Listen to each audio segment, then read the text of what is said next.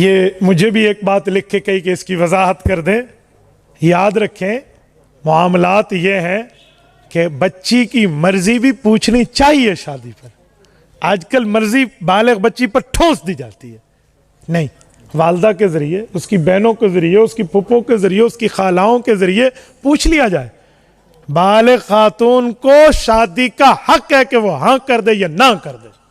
ٹھیک ہے، وہ اپنے باپ کی عزت خاک میں نہ ملائے، وہ اپنے معاملات اور ترتیب کو دیکھ کر چلے، لیکن یہاں پر رضامندی پوچھنا ضروری ہے. ورنہ فرد نکاح صلی اللہ علیہ وسلم صحیح بخاری موجود ہے، بغیر رضامندی کے نکاح کر دیا جائے تو حضور پاک نے نکاح کو مردود فرما دیا. اور نکاح کے موقع پہ ایک معاملہ یہ بھی ذہن میں رکھیں کہ جہیز کے ڈیمانڈز نہیں ہونی چاہیے. آج کل جہیز کی ڈیمانڈ ہے. میں حضرت استاد جی کے سامنے جسارت کرتے ہوئے کہہ رہا ہوں، عجیب معاملہ ہے. سسر اپنے جگر کا ٹکڑا بھی تمہیں دے اور اپنا مال بھی تمہیں دے، تو کس کام آئے گا بھائی؟ تو بقرعید کے کام آئے گا، تو کمانا اپنی بیوی کے لیے. عجیب ریو، مجھے گاڑی چاہیے، مجھے بائک چاہیے، مجھے فلاں چاہیے. اور پھر کچھ ایسے معاملات، حضرت استاد جی میں نے کئی ایسے فتاوی پر دستخط کیے ہیں جہاں وجہ طلاق یہ ہے کہ یہ خاتون اچھے صوفے نہیں لائی، یہ بیڈ کی لکڑی اچھی نہیں ہے. اللہ جانتا ہے میرے نام کے ساتھ یہ مفتی کا لفظ لگا ہوا ہے، ان فتاوی جات پہ دستخط کرتے ہوئے آنسو آنکھوں سے چھلک پڑتے ہیں. یار کسی کا گھر برباد ہو رہا ہے، ہم تو گھر ملانے جوڑ کی چاہیں گے، ہم توڑ تو نہیں چاہیں گے. لیکن مسئلہ کیا ہے؟ تیسرے دن بچی گھر آئی ہے اپنے ماں باپ کے پیچھے، محلے کی کوئی ایسی عورت آئی جو اس کی ذہنیت بڑی عجیب قسم کی تھی. اس نے آ کر کہا 2 نمبر بیڈ تو ٹھیک نہیں ہے، 2 نمبر لکڑی کا، اسے تو دیمک لگ جائے گی. خاوند بیوی کی لڑائی ہو گئی. ہاں جی میرے باپ کے دیے ہوئے مال پہ اعتراض کیوں؟ لڑائی میں وہ معاملہ جاتا جاتا آخر طلاق تک بات آ. خدا کے لیے کام نہیں کیا. کچھ مل گیا تو ٹھیک ہے، نہیں ملا تو ڈیمانڈ نہیں کریں.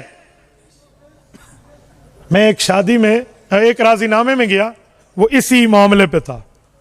تو وہ کہہ رہا تھا تجھے تیرے باپ نے دیا کیا ہے؟ تو میں نے اس کے خاوند کو کہا، میں نے کہا سن، جب تیری بچی بیاہ ہو کر گھر سے جائے گی نا، میں تجھ سے پوچھوں گا تیرے دل پہ کیا گزری ہے.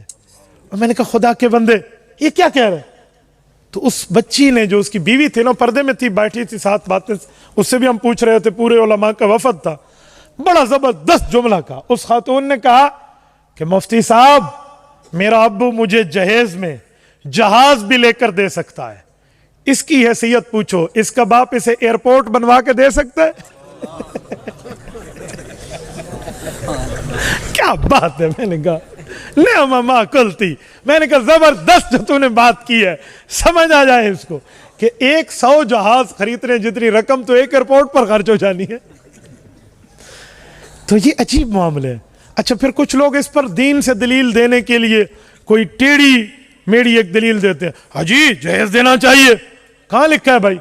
بی بی پاک فاطمہ رضی اللہ عنہ کا نکاح ہوا حضرت علی سے؟ جی ہوا بھائی، ہم مانتے ہیں. حضور نے جہیز دیا؟ میں نے کہا جی دیا. کہا پھر جہیز کی دلیل آ گئی. میں نے کہا بات پوری ہے. ادھر آ ستمگر ہنر آزمائے، تو تیر آزما ہم جگر آزمائے. آپ میری باری ہے. رسول اللہ کی صاحبزادیاں کتنی ہیں؟ بولو، بولیے بولیے. رسول اللہ کی 4 نور نظر لختے جگر 4 بیٹیاں ہیں. پہلی 3 کے جہیز کا ذکر کیوں نہیں ہے؟ آخری کا کیوں ہے؟ 3 باتیں میں نے آپ کے سامنے پیش کی ہے. سیدہ زینب، سیدہ رقیہ، سیدہ ام کلثوم رضی اللہ عنہن. ان کے جہیز کا یوں ذکر کیوں نہیں ہے جیسے اماں فاطمہ رضی اللہ عنہ کا ہے؟ ان تینوں کی وجہ تو بتا دے، اس کی وجہ میں بتا دوں گا. لیکن آئیں بائیں شائیں لیکن چونکہ چنانچہ گویا پہ بات ختم ہو جائے گی، بات ٹھکانے پہ نہیں آئے گی. سنو، میں نے کہا جہیز کا مسئلہ بھی سنو. علماء جانتے ہیں کہ حضرت فاطمہ کے جہیز کا مسئلہ کیا تھا رضی اللہ عنہ. جہیز میں سسر اپنے ہونے والے داماد کو دیکھتا ہے، اس کی ہڈی پسلی کو دیکھتا ہے کہ فائنانشلی یہ کتنا اسٹرانگ ہے یا کتنا ویک ہے، پیسے کے لحاظ سے کتنا مضبوط ہے، کتنا کمزور ہے. اگر وہ کمانے والا ہے تو پھر کوئی جہیز نہیں ہے، وہ اپنی بیوی کے لیے خود کمائے. حضرت لقیط رسول اللہ کے پہلے داماد ابو العاص ابن ربیع الاموی رضی اللہ عنہ بزنس مین آدمی ہیں، کاروباری ہیں. کوئی جہیز نہیں ہے.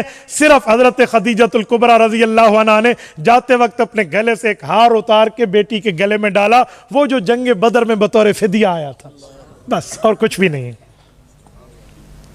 اور حضرت ام کلثوم اور حضرت رقیہ یکے بعد دیگرے حضرت عثمان رضی اللہ عنہ کے نکاح میں ہے. حضرت عثمان تو غنی مشہور ہے, کاروباری مشہور ہے, کوئی جہیز کی ڈیمانڈ کی بات نہیں ہے. سیدنا حیدر کرار رضی اللہ عنہ ایمان میں تو بہت مضبوط ہے, لیکن معیشت کے لیول پہ پیسے کے معاملات میں حضرت علی المرتضیٰ کی وہ حیثیت نہیں ہے جو باقی دامادوں کی ہے رسول اللہ کی. تو بطور تعاون حضور پاک نے 2 چھاگل دیے ہیں, 2 سرانے دیے ہیں, چکی دی ہے, اور یہ پیالے دے کر حضور پاک نے اپنی بیٹی کو رخصت کیا. تم نے اچھا جہیز لینا ہے تو پھر ٹھیک ہے, حضرت فاطمہ الزہرا والا جہیز لے کر آپ ڈیمانڈ ختم کر لیں. تو اس سے کہندے ہو نہیں انسانوں 2 لاکھ روپے دا بیڈ چاہیے, 2 لاکھ کا آپ کو بیڈ چاہیے, یہ کون سا حضرت فاطمہ الزہرا رضی اللہ عنہا کے معاملات آپ نے اٹھا لیے؟ بھائی ایسا نہیں ہے. اچھا, حضرت فاطمہ کے جہیز کی آپ کو بات یاد ہے, حضرت فاطمہ کی بارات پہ عمل کیوں نہیں کرتے؟ میں چیلنج سے کہتا ہوں حضرت فاطمہ والی بارات پہ تو یہ کبھی بھی نہیں آئیں گے. سیدہ فاطمہ الزہرا رضی اللہ عنہا کے نکاح میں تو صحابہ کا مجمع ہے, اور اعلن النکاح, حدیث پاک میں نکاح میں مجمع ہونا چاہیے, اعلان کریں, وجعلوها فی المساجد, مسجد میں کرنا چاہیے. اعلان نکاح اور گناہ میں فرق ہی اعلان کا ہے.